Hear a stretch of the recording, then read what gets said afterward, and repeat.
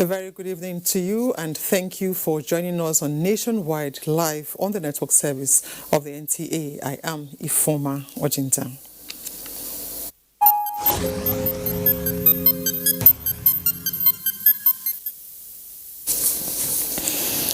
Now, 1 year into President Muhammadu Buhari's second term in office has been characterized by actions mostly bold and visionary. Information and Culture Minister Lai Mohammed said this at a media briefing to mark the first anniversary of the second term of President Muhammadu Buhari in office. Describing the past 1 year as a momentous one for Nigeria, Lai Mohammed said President Muhammadu Buhari has steadily and consistently provided the leadership that has now put Nigeria on an irreversible path to sustainable development, stressing that never in the history of Nigeria have such positive steps been taken in such a short period, beginning with power, water, border drill code named Exercise Swift response, as well as the federal government's visa on arrival policy. On infrastructure, Lai Mohammed said there are over 50 projects spread across the 26 states of the Federation, and all are ongoing steadily. The fight against corruption has equally yielded positive results, with over 81 billion naira worth recovered and 1,270 convictions by ICPC and EFCC. Nigeria, through some of these policies, has intensified its security to guarantee food sufficiency.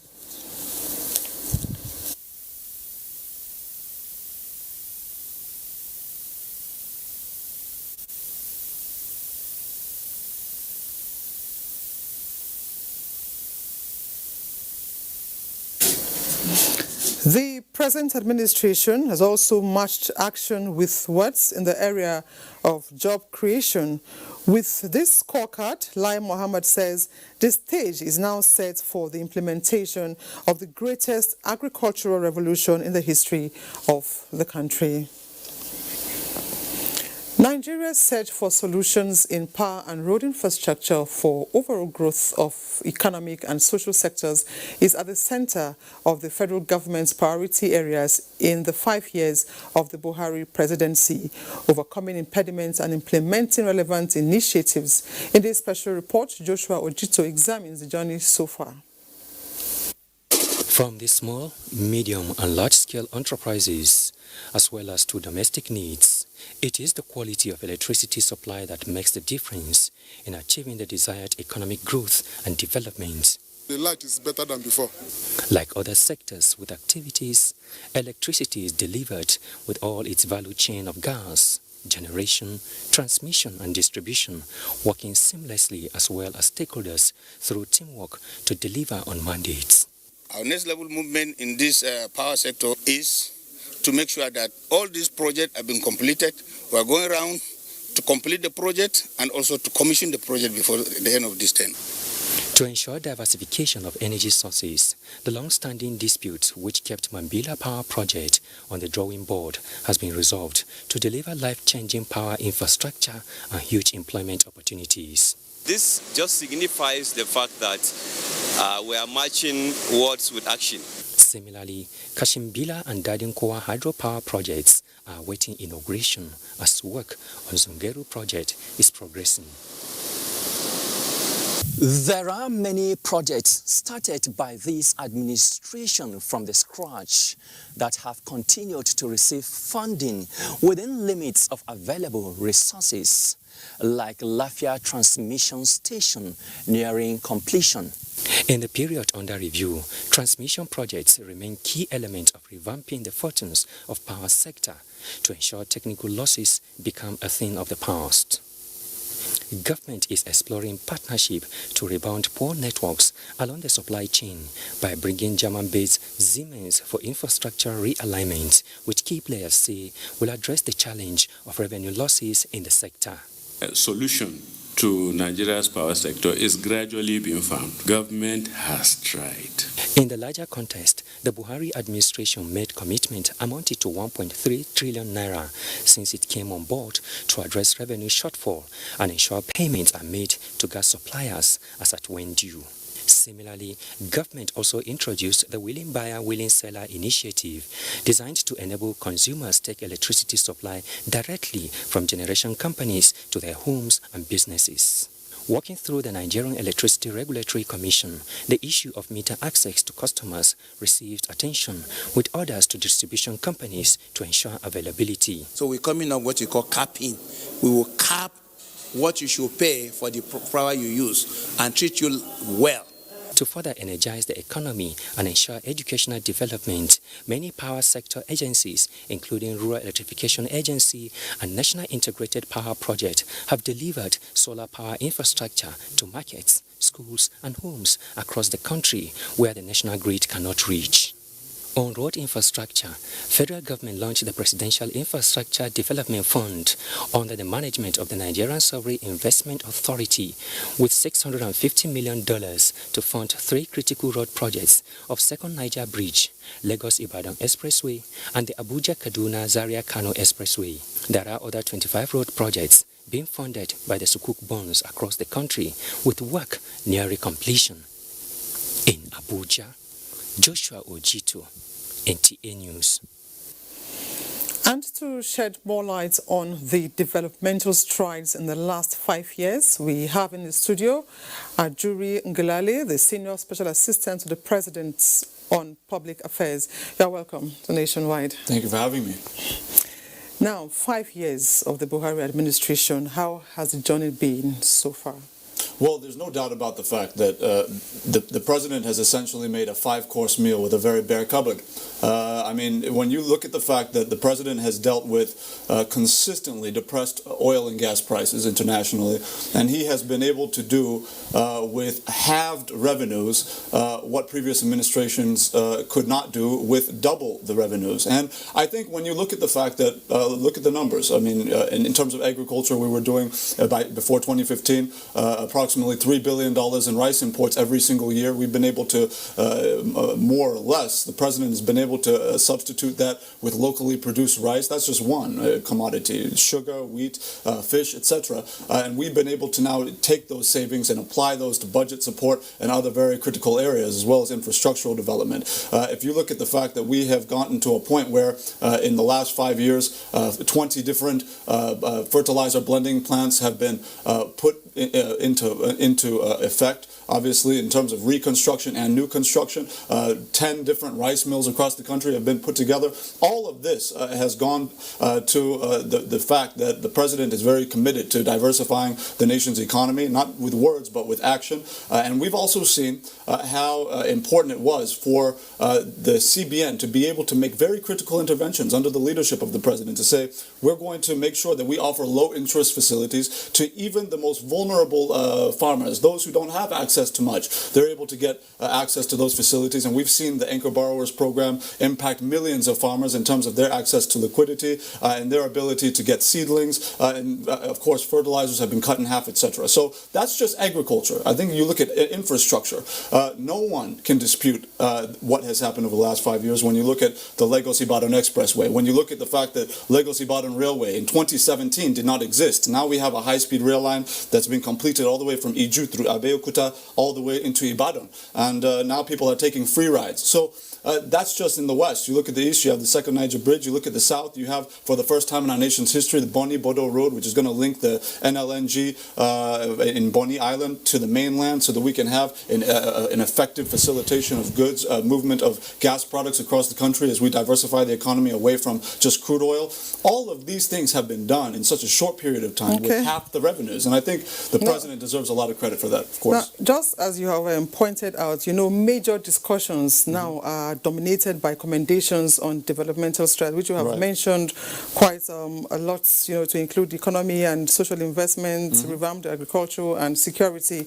Now, how was Nigeria able to achieve all this? Well, a lot of it was, of course, cutting the massive corruption that was going on before President Muhammadu Buhari took office. I think when you look at, just for example, look at the government-owned enterprises, the Nigerian Customs Service, that 1 trillion naira that is now being remitted to the Federation account was being stolen from inside of the customs before this administration took office. The same kind of story was going on in NTA, NIMASA, and all of these government-owned enterprises. And so it's not a surprise that because the president has taken tangible steps to fight corruption in this country, we've been able to utilize the very scarce resources available to be able to create a situation where we now have 15 million beneficiaries of the unprecedented social investment programs of Mr. President, in addition to all of the infrastructure, in addition to all of the diversification into agriculture and other sectors that I've mentioned. But I think it is really essential when we talk about security that we have to remember where we were in 2015. Yes, we still have challenges. Yes, we're still making progress against those challenges. But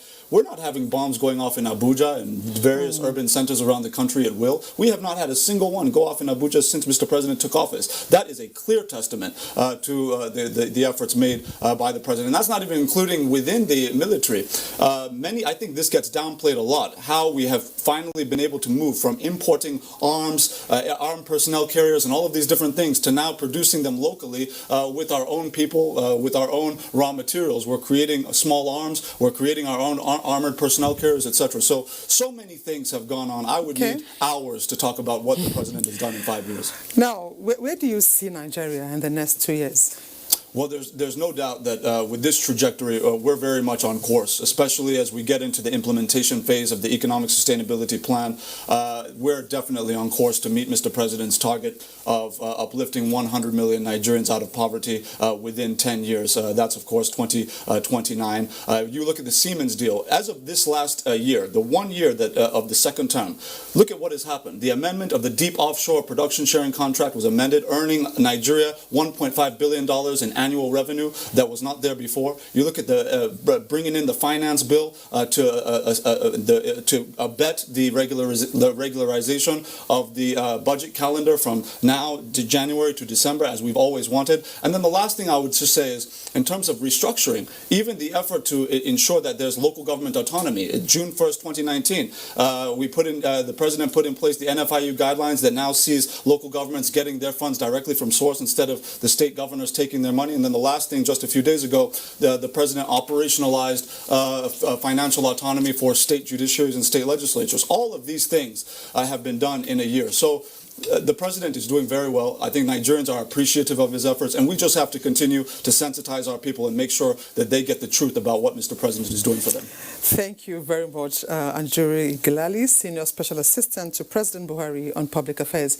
It's been a pleasure having you here today. Always a privilege. Thank you. Thank you very much. Now, 5 years after, the Buhari administration has indeed recorded achievements even in the face of daunting challenges, and notable among these are the agriculture and transport sector. Guests on Good Morning Nigeria, while discussing 5 years of the Buhari administration, say the country, though battling with some challenges, is steadfast in delivering on the promise of change and the next level agenda. Daniel Aderiye tells us more. The Buhari-led administration has constantly been put under scrutiny for almost every reason. But guests on Good Morning Nigeria say the administration, contrary to popular belief, is dedicated to governance and delivering the dividend of democracy across all sectors of the country. The president is satisfied that the resources, reduced as they are being pushed into areas that the nation needs the most. And this is, look, this country cannot achieve national development, we cannot grow our economy without major investments in infrastructure. And we've got to have them, power, roads, the rail lines, and the airports, and all of these things that are going on. His problem-solving attitude is something that we can refer to as Buhari style of leadership. So for me, it is something that any student of power, any student of governance that is desirous about bringing change to his people or to our people, to the nation, should imbibe.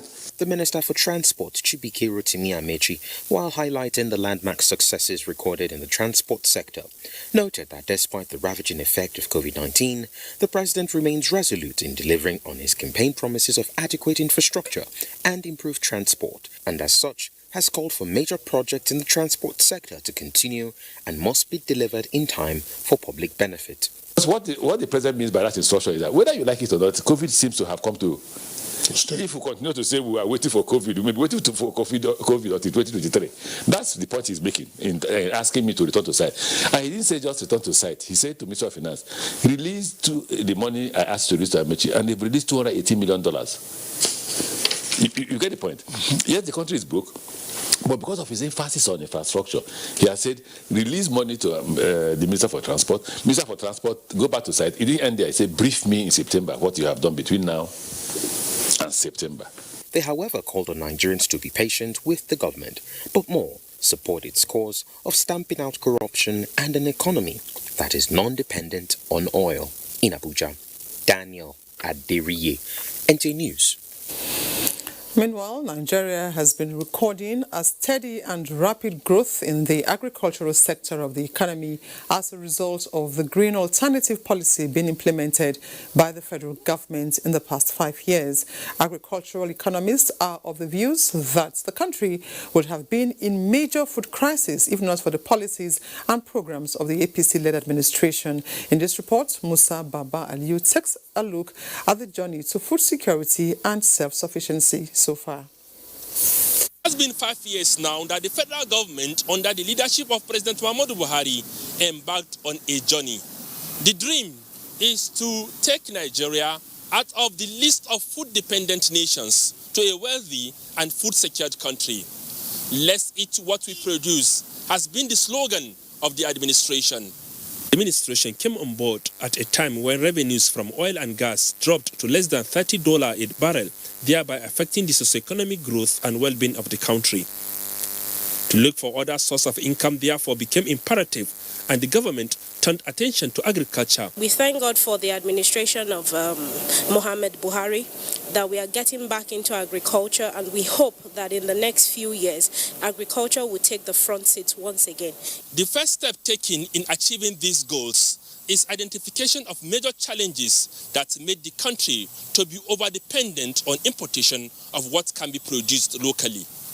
These challenges include lack of access as well as high cost of farming inputs and farmers' inability to get financial support to expand and add value to their produce. We have to deal with reducing the import burden of food, which is almost $22 billion a year. To tackle these challenges, the government introduced the Anchor Borrowers Program, which was launched by President Muhammadu Buhari. The Central Bank of Nigeria set aside 40 billion naira for rice and wheat farming in an Anchor Borrowers Program. A farmer will be given all the necessary input required to grow wheat. And at the end of the harvest, he's going to pay back with the produce at the prevailing market price. The latest figures released by the Central Bank of Nigeria indicated that more than 1.5 million smallholder farmers are cultivating over 1.4 million hectares of land under the Anchor Borrowers Program. It is important for us to appreciate a government that brings about policies that are productive, that are progressive, that are positive, that are proactive. Between 2016 and 2019, more than 10 new rice mills came on stream in Nigeria. Many of the existing mills have expanded their capacity. Several new ones are under construction. In Zamfara State, there was this old man. He plants rice 3 times a year, and he got about 11 metric tons per hectare. Farmers don't need to pay for the insurance separately. They don't pay premium separately. The price of the insurance is packaged and bundled into the cost of the fertilizer. This has attracted more than $1 billion of private sector investments in the production of rice, wheat, sugar, poultry, animal feed, fertilizers, among other produce since 2015. In Abuja, Musa Baba Aliyu, NTA News. And as the rainy season sets in, 11,250 maize farmers from Adamawa State have received farming inputs under the federal government Anchor Borrowers Program for the 2020 wet season farming. Simon Ashar from Yola reports that the flag-off of the program was performed in strict compliance with COVID-19 protocols. Increase in population, farmers' herders clashes, flood, and the effect of COVID-19 pandemic in the country, empowering farmers with farming inputs becomes imperative to ensure food security and sustain economic growth. Therefore, the flag-off of the wet season federal government Anchor Borrowers Program for maize farmers in Adamawa State is said to be timely to boost food production. And we pray this farming season will be the best of all farming time that we've gotten.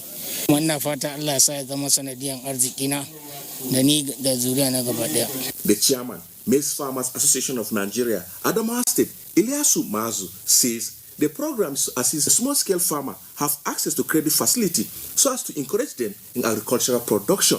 In this season, wet season program, about 11,250 farmers will be empowered. Each farmer was given bags of maize seedlings, fertilizers, and insecticides among other farming inputs. In Yola, Simon Asher, NTA News. Let's take a break to bring you some messages nationwide in a moment. To stay.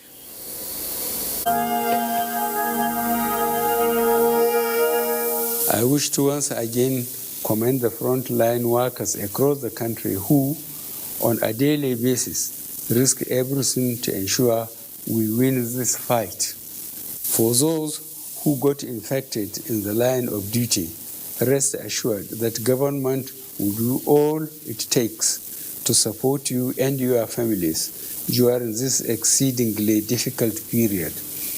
I will also take this opportunity to assure you all that your safety, well-being, and welfare remains paramount to our government.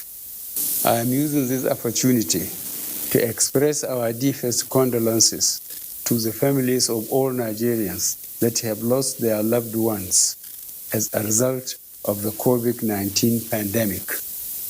This is our collective loss, and we share your grief.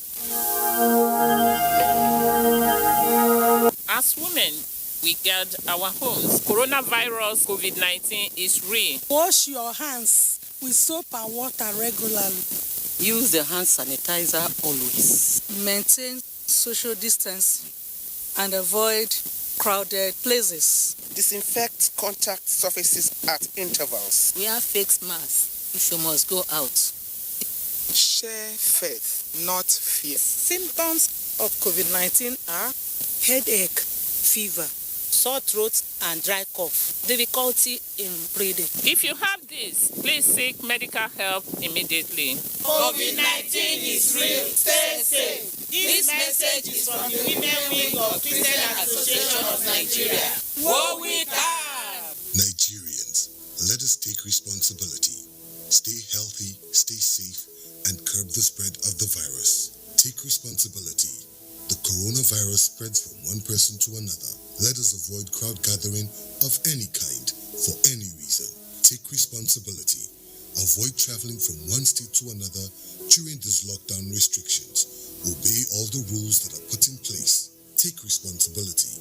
Stop spreading fake news and unverified reports about the coronavirus. There is no known cure for COVID-19. Take responsibility. Observe all the measures that can help stop the spread of the virus. Together, we can do this, but only if we take responsibility.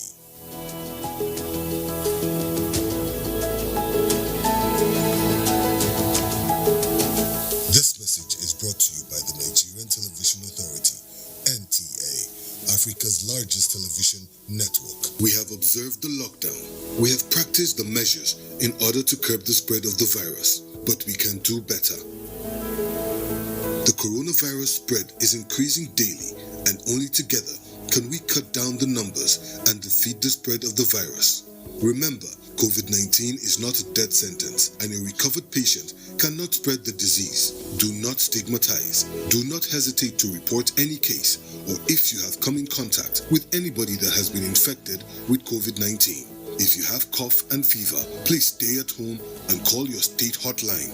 Find state numbers at www.covid19.ncdc.gov.ng. Remember, it is for your own good and for the good of every Nigerian. Let us do better and defeat the virus. Together, we can do this. This message is brought to you by the Nigerian Television Authority, NTA, Africa's largest television network. Thanks for staying tuned. It's now time to join Ruth in Lagos for more on Nationwide. Hello, Ruth.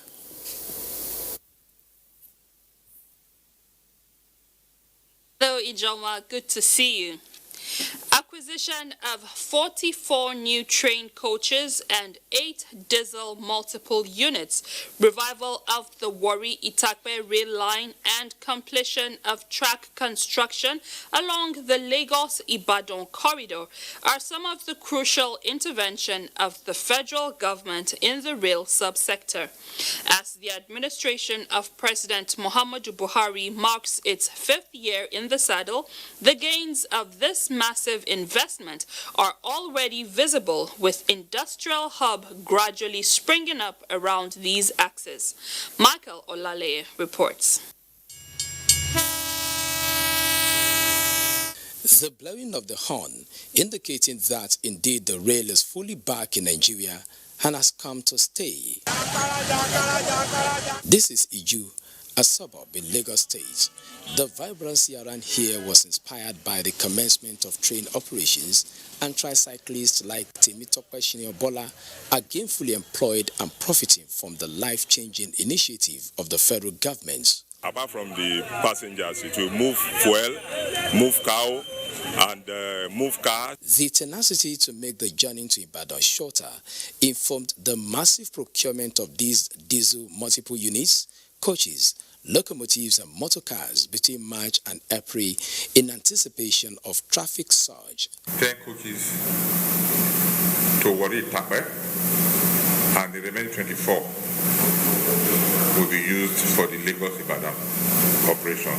And at the same time, we are expecting over 280 wagons of various types. Aside completing the laying of tracks, train stations along the corridor are giving an insight into the magnitude of trade and commerce expected to flow along this axis, while the inauguration of a wagon assembly plant was a game changer in the quest to establish a sustainable mechanism. We are also looking at a situation where the narrow gauge on the Eastern Line is brought back fully, talking about reducing the curves and reducing the gradient. We need to bring in the private sector. We can't do it. Government cannot do it alone. When private sector comes in, it will unlock the investment opportunity there. It will create job. It will enhance government earning capacity. And at the end of it all, we end up putting Nigeria economy in the hands of Nigeria. With these huge investments and landmark achievements, it is a statement of fact that the rail sector is the shining star among the arrays of successes recorded by the administration of President Muhammadu Buhari, and feelers from respondents is that of hope that with the level of achievements in the rail sector in the past 5 years, the master plan of the present administration to network all the geopolitical zones will be a reality. In Lagos, Michael Olale, NTA News. Prior to the present administration, the deplorable nature of federal roads and bridges in Lagos seemed like a permanent future due to neglect and poor maintenance culture. In the last 5 years, however, the federal government has aggressively embarked on the rehabilitation and reconstruction of these critical infrastructure. Dr. Oguyemi has the report. There is a popular saying among Nigerians that no one came to Lagos to count bridges. Simply put, most people migrated to Lagos to make a better living. The subject of bridges in this cliché is because they are among structures that make transportation easier and add to the aesthetics of the mega city. Lagos which was Nigeria's former capital, has 70 federal roads and 31 bridges, several of which have either undergone or still undergoing rehabilitation in the last 5 years. Before, when you see this road, the big accident here, but when I talk to the president, they come here to come and repair this place. God bless the government. Fatima Usman is a street sweeper. She says her job is easier as traffic situation has improved as the roads get better. We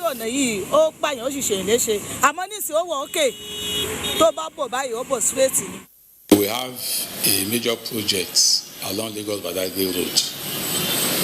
That's between Iyana-Igbolerin and Agbara. Ikorodu Shagam, serious work is going on there, a complete rehabilitation of that road. And then we also have along Apapa, Oshodi Oroshoki to Ojota. Then, of course, Lagos-Ibadan is there. And then truck park is there. Lagos-Badagry, a section of it from Agbara to Badagry, work is ongoing on all those sections. Going forward, the attention of the Federal Ministry of Works has again been drawn to rumors that part of the Third Mainland Bridge has opened up. The Federal Controller of Works in Lagos, however, visited the bridge and reacts. Disregard that news. Please, the road is safe, the bridge is safe, very comfortable to ride on. The federal government has also laid to rest issues of project delays due to challenges of funding. The Lagos-Ibadan Expressway, with the launch of the Presidential Infrastructure Development Fund, which was approved in May 2018, is one of such projects. In Lagos, Dotun Okunyemi, NTA News. The Lagos State government has increased its testing for COVID-19 to 2,000 per day. The Commissioner for Health, Professor Akin Abayomi, at a media briefing to commemorate the one-year anniversary of Governor Babajide Sanwo-Olu in office, stressed the importance of primary health care. Nosa Osula reports. The news briefing, which also featured other commissioners, is an annual stock-taking event for the state government and an avenue for Lagos residents to get foreknowledge of development projects the state intends to embark upon in the next 12 months. Professor Abayomi said 50 specialized intensive care providers have been engaged to attend to coronavirus patients in the state, as there has been a recent increase in the number of patients requiring such services. Human resources for health, information systems, access to medicines, health financing and service delivery. And overall, these are all geared towards the delivery of responsiveness, sound health systems, social and financial protection against threats, and improved efficiency in total around the healthcare delivery. Professor Abayomi stated that the current administration also improved management and reduction of HIV/AIDS and other infectious diseases, while reproductive health and malaria prevention programs also received a boost. We've digitized the state's response to COVID-19. On his part, the Commissioner for Transportation, Dr. Frederick Oladende, who highlighted various people-oriented projects cutting across road and water transportation, announced that the Oshodi-Abulegba bus rapid transit would commence operation in July, while the first phase of what he called the last mile bus network would take off soon. In Lagos, Nosa Osula, NTA News. And that's it from here. It's back to Ifoma in Abuja. Thank you very much, Ruth. The Nigeria Center for Disease Control, NCDC, has reported 182 new cases of COVID-19 in Nigeria. Lagos has 111 cases, FCT 16, Akwa Ibom 10, and Oyo 8 cases. Others are Kaduna and Delta 6 each, Rivers 5, Ogun and Ebonyi 4 each, while Kano has 3 more confirmed cases. Plateau, Gombe and Kwara have 2 cases each, while Kebbi, Bauchi and Borno have 1 case each. There are now 8,915 confirmed cases of COVID-19 in Nigeria. 2,592 cases have been discharged, with 259 deaths recorded so far. And Abubakar in Maiduguri is next on the line for Nationwide. Over to you, Abubakar. Good to see you, Ifoma, and thank you for joining us in Maiduguri. National Directorate of Employment, NDE, in collaboration with Future Assured Project, have flagged off production of 20,000 safety face masks as part of efforts to complement the Borno State COVID-19 high-powered response team in curbing the spread of dreaded coronavirus pandemic in the state. The face masks are being produced by NDE-trained tailors. Yagum Subukar reports. The production of these 20,000 safety face masks by National Directorate of Employment in collaboration with Future Assured Project is ongoing in 8 states of the Federation with the aim of supporting government in the fight against COVID-19. About 60 NDE trainees were engaged in the production of the face masks, which, according to the tailors, has boosted their economic empowerment. Our people, they are in very critical situation. But because of this program, most of them see them here. They are very happy with this work. Flagging off the commencement of production, Secretary State COVID-19 Committee, represented by Commissioner for Women Affairs, Zuwaira Gambo, commended NDE for the initiative, assuring to distribute the free face masks to vulnerable members of the society once they are ready. By the time you distribute it to 20,000 people of Borno State, it will go a long way. Director General NDE Dr. Nasiru Mohammed Ladan, in a message, disclosed that the Directorate saw the need to assist government with face masks to contain the spread of the pandemic. We are using cotton fabric that can be easily maintained. We train them, we set them up, and they are now producing this. State Commissioner for Science and Technology, represented, encouraged the tailors to use their skills in contributing their quota towards the development of the state. The production of these 20,000 face masks by NDE trainees will not only assist in curbing the spread of the pandemic, but also create economic empowerment to the over 60 tailors engaged in the production of the face masks. In Maiduguri, Yagum Subukar, Thanks, NTA Yagum Su. Borno State Governor Professor Babagana Umara Zulum had, in view of the ravaging coronavirus pandemic and the need to decongest custodial centers, granted pardon to 93 inmates in 3 custodial centers across the state. The released persons, who were conveyed to their homes across the state, gained their freedom following a recommendation by the Borno State Council on Prerogative of Mercy. Pauline Kujevana reports. Applications for clemency to 96 inmates due to the COVID-19 were compiled by the Borno State Controller of Correctional Service and received by the State Advisory Council on Prerogative of Mercy, whereas 93 were certified fit for the state pardon. The 93 were considered based on old age, terminal sickness, low-risk offenders, minor offenders, and those that had no pending case, as well as those on compassionate ground. Borno State Controller of Correctional Service, Gimba Manu Dambulwa, said the inmates who gained their freedom were from the maximum and medium security custodial centers in Maiduguri and the medium center in Buttown, and were taken home by the officials of the centers upon the payment of stipend by the Borno State government. We make sure that out of the whole 93, everybody is taken back to his house. Under the lockdown, the judiciary, the Attorney General and Commissioner for Justice, they are doing whatever they can to see that the prison, there is no congestion. Borno State Commissioner for Justice and Attorney General, Barrister Kakashe Wilewan, says, although the 3 custodial centers have no case of congestion, government complied as part of a commitment to the prevention of spread of COVID-19. Prior to the grant of amnesty and pardon to the inmates who have just released, there exist in the facilities 576 vacancies. So this goes to show that we have no congestion in our correctional facilities.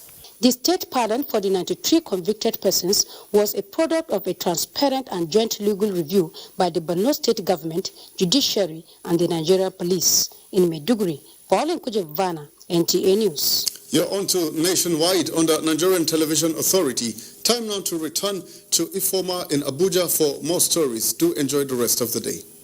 Thank you, Abubakar.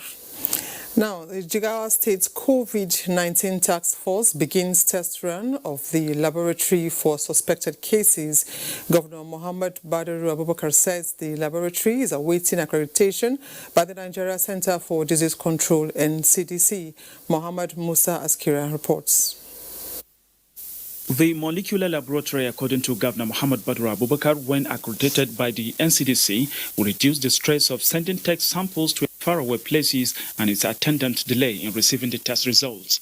Having installed all the necessary facilities for testing COVID-19 patients and other contagious diseases, the molecular laboratory, according to the governor, has been test running its functionality since Monday as it awaits the accreditation of the NCDC.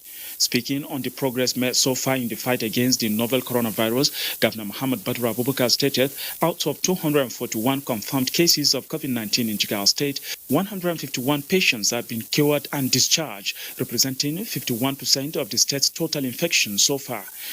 You will all agree with me that this fight must continue unabated until we reach our destination, a COVID-free Jigawa State. While commending the frontline health workers in the state for their relentless efforts, Governor Muhammad Badaru Abubakar appealed to residents in the state not to stigmatize against the cured patients of the disease. From Dutse, Muhammad Musa Askira, NTA News. We now go to Port Harcourt and the Barbary is standing by.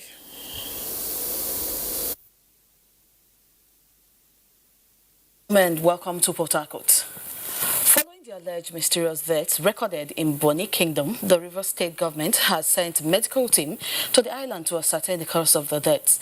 Robinson Dertaide has the situation report. Reports indicate that in the last 2 weeks, not fewer than 11 persons have lost their lives to a strange ailment in Bonny Kingdom.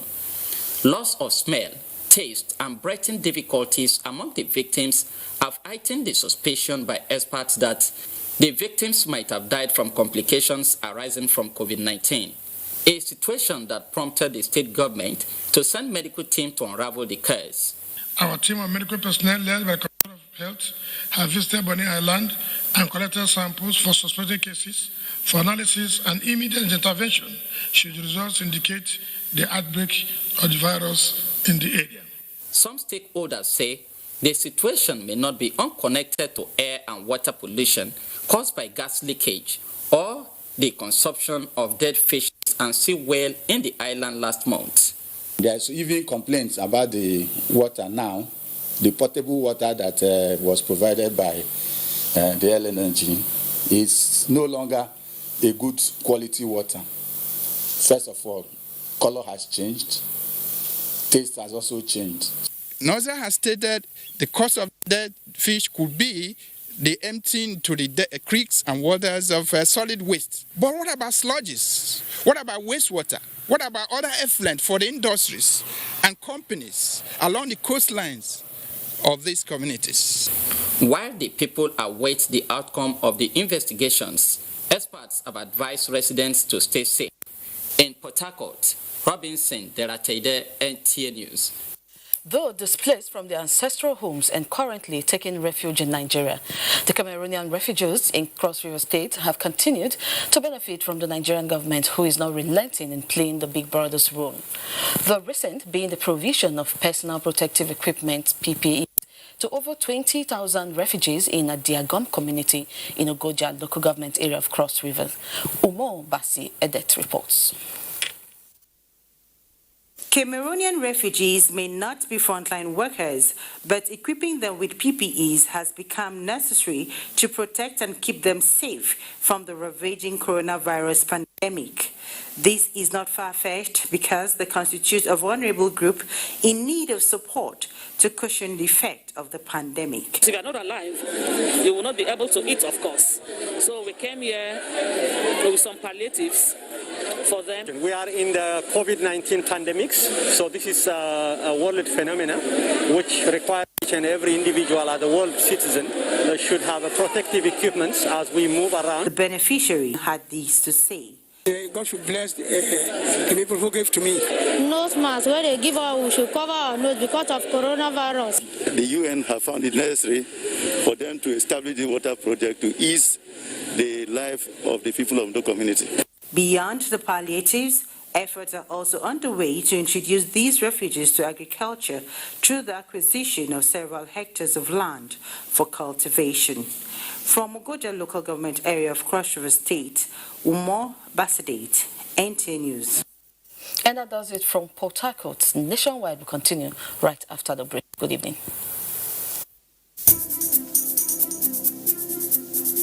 As a strong immune system increases the chances of victims surviving COVID-19, a corruption-free society creates opportunities for citizens to thrive and prosper.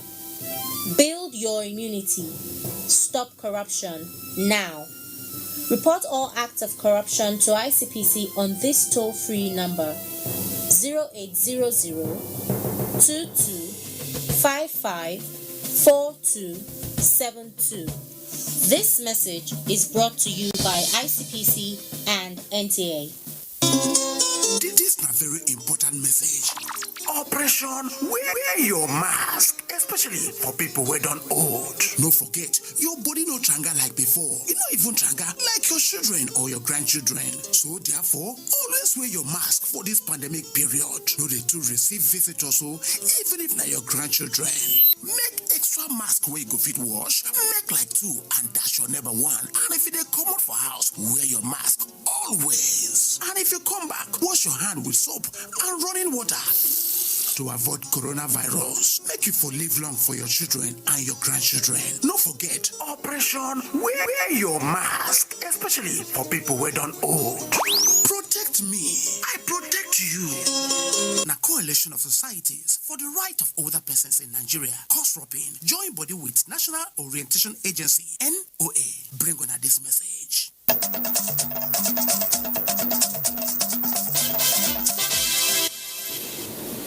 You're welcome back. Governor Abdullahi Umar Ganduje says Kano State is witnessing a decline in the spread of COVID-19.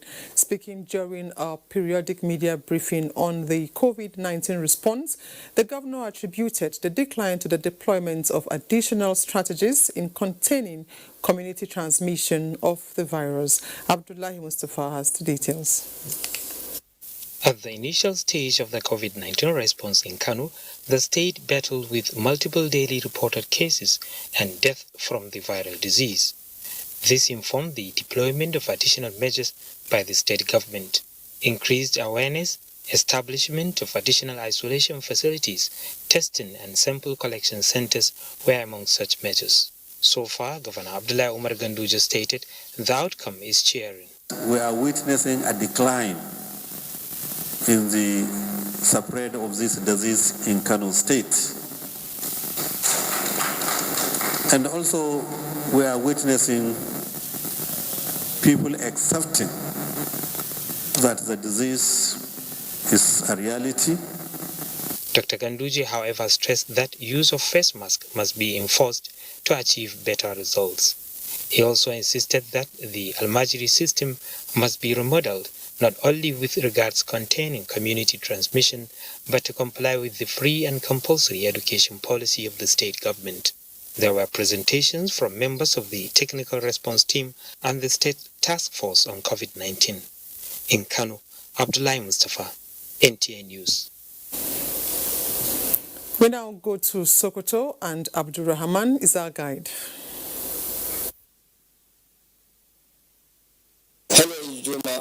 Hello, Ifoma, and welcome to Sokoto. As the world struggles under the weight of the coronavirus pandemic, the federal and Sokoto state governments are worried by the rate of insecurity in some parts of Sokoto state, particularly the unfortunate attack by bandits, which claimed many lives in Sabon Birni local government area. To tackle the issues, President Muhammadu Buhari is to meet with Sokoto state governor.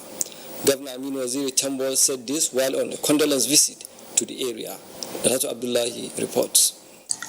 Hundreds of bandits attacked the Garki, Adwa, Kozali, Katuma, and the Masawa communities of Sabon Birni local government on Wednesday, killing many people. It was the worst attack experienced by the communities in recent years. The affected communities are within a distance of 3 kilometers in the outskirts of Sabon Birni town, the headquarters of the local government.